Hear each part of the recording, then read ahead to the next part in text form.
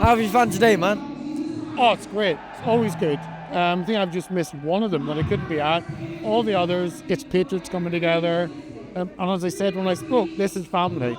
This is people who will stand side by side, shoulder to shoulder, and stand up for each other. Because relationships, we've learned to value them, I think, during really. Who do you have to support you and back you? We've lost a lot of friends over that. And over Tommy, we've lost a lot of friends over Tommy. I know it's like. So I know the people who come here today pay a price for actually speaking truth. I heard Richard Inman earlier mentioned UKIP, and he's now giving a lot of support to UKIP. I want to know what your views on this was. Whether you feel UKIP's a dead party and it's a single issue party that's not going to go anywhere, or whether you want to, or whether you're going to be supporting them. Do you want my honest opinion? Yeah. Okay. So UKIP has done what it was supposed to do, which is deliver Brexit in some shape or form. I was UKIP for 5 years, National Campaign Manager 2019, working City Hall for them. I've done all different things, and it was an exciting time. One issue, we achieved that some shape or form, and we now have that. And when you look at 2015, UKIP had, I think it was 14%, 13.5% of the vote. At the last election, it was 0.01. Yeah. So it's done. It got 6,000 votes. So it's over. And I don't know why it's still going, because in people's minds, they think, oh, UKIP, that was your Brexit. And it's tried to reform, refashion as a populist party. It hasn't worked. As a reform, we're not the party either. Throwing Tommy under the bus and to saying all of us are basically thugs and because we're Tommy supporters. So politics will have to throw up something else. And I don't know what that is, but I'm UKIP, well done, walk away from the stage and finish off. So off the back of that, do you think Reform is our only chance? Well, Reform are doing very well, supposedly, in the opinion polls. And that's what's interesting, because Nigel is a political master. He knows how to play the game. And he's decided that supporting Tommy would not help him. I wish he would actually bring his convictions instead, and actually listen to what Tommy says and say, actually, I'd agree with a lot of that. I'd come out and support him. But Nigel does kind of what he thinks will help politically, and that's why he's a political master. But I want more Trump-style politics, that actually a politician who says what they think, go with that, and the people will follow you, as opposed to ask the people, what do you think, and going with it. So Reforming 27%, wow. All credit to Nigel, but Reform, so when it comes to the election, if there was an election tomorrow, and I voted for Reform in the past, I couldn't vote for Reform. I couldn't put next. Probably for only the second time in my life I wouldn't vote, because what is the point? And there has to be a party that we can vote for, and you don't vote for Reform because it's better than all the other options. To me, I want to vote for something, and not just because they're not the others. You mentioned Donald Trump there. Now, he's doing quite a lot in America. NASA, they're closing all their DEI departments. He's firing anyone who mentions their pronouns in their emails. He is deporting immigrants en masse. Do you think that's going to have a knock-on effect with Western Europe? Oh yeah, so you've got the AfD, and the AfD have talked about remigration. They talk about sending them back, and the elections are in 3 weeks in Germany.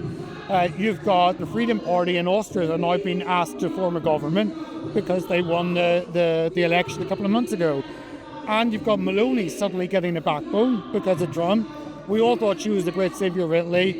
It didn't happen, and I think now she's going to step into her position. And you've got, in France, you've got Marine Le Pen. And you've got Swedish Democrats, Sweden, you've Orban. You've got all these parties that actually want the nation state to succeed, want immigration to end, and are concerned about the clash in Islam and the Western freedoms, and want our children not to be sexualised. And they stand for that across Europe. And I think what's happening in America, when emboldened those parties, that's what the establishment was so scared of. That Trump gets in, he will provide power and stimulus to those European parties. And that's exactly what we're seeing. And it's going to be exciting. Elon Musk spoke at the AfD conference, 10 days ago. And that was a great moment to watch that. And you see them polling 22%. And the establishment are so afraid what happens if AfD gets in, because if Germany and France are weak at the moment, so you've got that vacuum. And I think that's why Le Pen is there with 35% of the vote, and AfD are there in Germany. We could see a complete change and the collapse of the EU and a remaking of Europe to the nation state. That's what I think could happen over the next couple of years. Interesting. Now I want to ask as well. So I know a lot of people here have been banned from seeing Tommy. Even the people who signed NDAs in the beginning, they've been told because they have social media, they're now not allowed to see Tommy. I was speaking to someone earlier and they mentioned quite an interesting perspective that it could be because the NDAs are invalid. They were signed under duress. I wanted to know, first of all, have you been banned from seeing him? No, Jared Bannon and I went to see him 2 weeks ago, 10 days ago, and I signed an NDA because I wanted to spend time with him, spend 2 hours. I've known him for 16 years. I was going there primarily as someone who knows him, as a friend who could support him. And secondly, I wanted to use the social media content, but that was the second. So Jared and I signed. I should have said under duress beside it, but I didn't. I signed it. And therefore, I haven't done an interview about what that was like when I have Johnny Wong, and Johnny talked about it because he didn't sign an NDA. So well done, Johnny. He's the reason they're all being banned, isn't it? I know. He put out it was a poster that said, I visited Tommy, did not sign an NDA, ask me anything. It got tens of thousands of likes, and now everyone's been banned from seeing him. So that's my question. Why do you think they're banning people from seeing him? Because Tommy is a threat to the order. Tommy is a threat to the establishment. Yeah. Because Nigel Farage has been rolled out to attack Tommy, and suddenly Nigel Farage had such a softball interview on ITV the other day.